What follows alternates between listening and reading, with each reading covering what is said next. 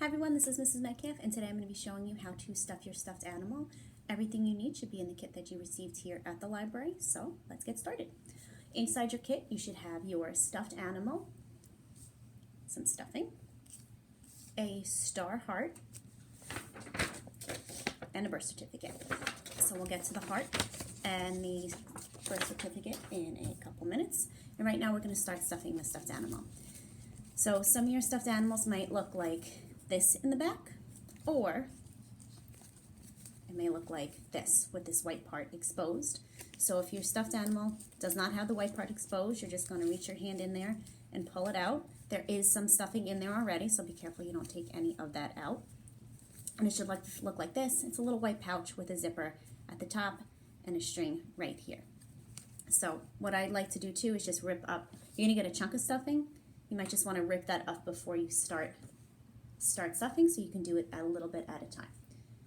So you're going to take a handful of stuffing and you're just going to start pushing it into that little white pouch that you have in the back. The head and the arms are already stuffed a little bit, so if you'd like it stuffed a little bit more, start there and start taking your stuffing and just start pushing it around in there. Focus on the arm. Push in there. Push it up into the head. Okay. Every once in a while you may want to stop, give your stuffed animal a little squeeze, see if he or she is nice and soft for you, and if you like how plush they are, go ahead and stop. If you need to stuff them a little bit more, keep on stuffing. Remember, you don't want it to overstuff because we do have to close our loved ones up before we're done. All right, so my penguin is done. Give this guy a little bit more of a belly. Perfect. So now we want to keep this open and we're going to grab our star heart. But before we put our stars into our stuffed animals, we need to make the star alive. So everyone take their star in their hand and you want to wave it up in the air because this is going to make it magical. Now that it's all magical, we're going to bring it back down. We're going to count to 3. 1, 2, 3. And I want everyone to close their eyes and make a really, really big wish before we put our heart in our star in our stuffed animal. Okay. Now that we have our wish and our star is magical, we're going to rub the star on our head because we want our stuffed animal to be super, super smart just like us. So go ahead. Okay. Then we want to rub the star on our heart because we want our stuffed animal to know that we love it so, so, so, so, so, so much. Okay. And lastly, we're going to rub our star on our ear because now our stuffed animal can hear us whenever we talk. So everyone got that? We're going to do our head, we're going to do our heart, and we're going to do your ear. And when we're all ready, we're going to give it one final kiss. Mwah, and we're going to tuck it into that little pouch and just make sure it's nice and cozy in there with all that stuffing, and we're ready to close up our stuffed animal.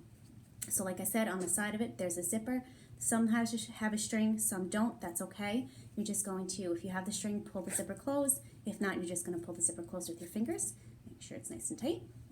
And then you're going to take that now closed pouch, and you're going to just pop that back in. Like I said, that's why I didn't want to overstuff it because you want room to push it back in. And then we're just going to seal it up. The back should be Velcro. The back is Velcro. And you're just going to seal it up. Give it a nice little pinch and squeeze.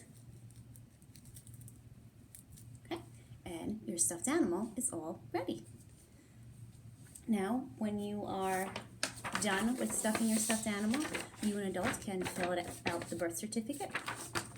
There's the date of birth, the name, the eye color, who it belongs to, the location, and the witness. So have a lot of fun filling that out. But now that your stuffed animal is ready, feel free to join me for one story with them before you guys go off and have a fun adventure and play all day today. So today we're going to be reading Polar Bear Island by Lindsay Bonilla. Okay, first page. Polar Bear Island was peaceful, and predictable. Parker, the mayor, planned to keep it that way. But Kirby waddled where the wind blew, and today she was floating towards paradise. Didn't you read the sign, say Parker? Get out. I've had a long journey, said Kirby. Please let me stay for the night. One night, no more. Parker stomped away. Kirby opened her suitcase. Some curious polar bears peeked out of their dens. "What are you doing?" they asked. "I'm looking for my flipper slippers," said Kirby. "They keep your flippers and feet warm. Plus, they're reversible. With one side, you can skate on ice. With the other, you can wade through the snow." "Oh," said the polar bears. "Do they work on paws?" "I want a pair." "Me too." Kirby was excited to share her invention with her new friends. The bears loved learning to make flipper slippers on their own and couldn't wait to try them out, but their laughter woke up Parker. "What are those things on your paws?" he growled. "Flipper slippers," said the bears. "They're toasty warm and tons of fun. Try some." Parker shook his head. "Polar bears have paws, not flippers. I knew something like this would happen. Start packing, Penguin." But the polar bears protested. "She can't go now. She's still helping me with my slippers. And mine." "This could take a while," said Kirby. "Let her stay," begged the bears. "Fine. One penguin, no more." Kirby flapped her flippers with glee. She sent a letter to her family telling them all about her adventures, which is exactly why they came to visit. Parker was not happy. "Didn't you read the sign?" he asked. "Get out." "Wait," said Kirby. "This is my family." "We've had a long journey," said the penguins. "Please let us stay." Parker raised a claw. "1 week, no more." Then he stomped away.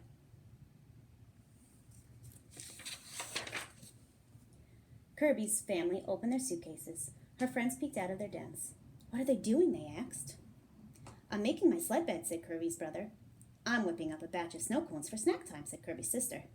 "I'm shoveling paths for snowshoes," said Kirby's cousin. Soon the bears were slurping snow cones, swishing down snowshoes, and sleep sliding in their sled beds. All the bears, except for Parker.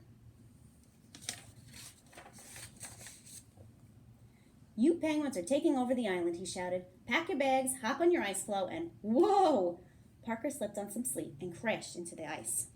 "Ow!" he cried. "I can't move my leg." The polar bears shook their heads. This would have never happened if you'd been wearing your flipper slippers.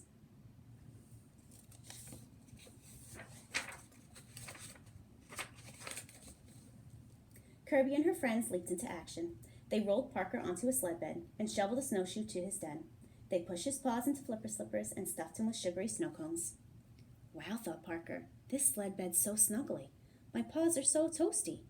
These snow cones are scrumptious." In 1 week, Parker was back on his paws again. The penguins started packing. They knew their time on Polar Bear Island was up. "What's going on here?" said Parker. "Didn't you read the signs?" The penguins nodded. "Yeah, that's why we're leaving." "Well, maybe you better read them again," Parker pointed to the freshly painted sign. "I was wrong. You penguins aren't taking over the island. You're making it a much better place. Please stay."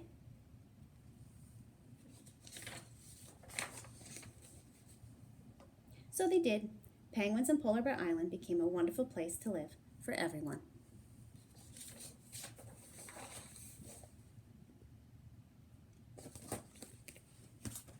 Okay, everyone, I hope you enjoy your stuffed animals, and if you have any questions, feel free to call the library. Bye!